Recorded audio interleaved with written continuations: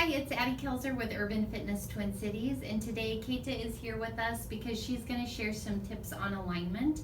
So, if you're more of a casual person and you notice yourself putting weight on one leg regularly, or if you have kind of that go to posture, always leaning forward, or you're leaned back on your heels, I think that you'll take away some things today. And just a reminder that there's a lot of different pieces of your alignment. This is really just an overview of some kind of basic things. So if you really want to get an insight as to what your alignment is and how you can improve it, please give us a call and we can help you walk through some of those steps. Or you can come to one of our alignment workshops.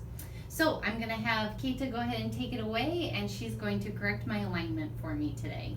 Okay, so the first thing we want to do is not stand with your weight all on one leg. The longer you stand, the more you are putting weight and pressure onto your bones, your joints, and your muscles. So if you always stand on one leg, then you're putting all the pressure and all the weight on one side, which is going to aggravate your hips and your knees and just overwork those muscles and underwork the other side. So you always want your weight even between your hips, which Addie very nicely fixed the second I said something. Okay, so that's tip number one. Tip number two, if you turn sideways for me, is that most of us stand with our weight back in our heels.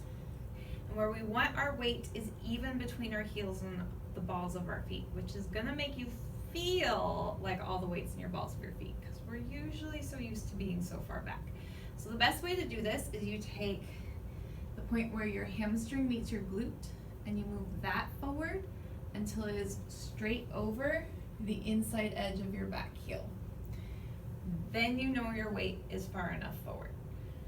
Tip, if you feel like you're gonna fall over, hold your abs in nice and tight. Our third tip for you today is a lot of us stand either swayed back or kind of rounded in our back. Both put a lot of pressure on your spine, which compresses your vertebra, can cause pain, and it puts all the weight down into your hips and your knees. So if you have hip, knee, or ankle problems, it's basically taking all the weight of your upper body and your head and compressing it into your joints.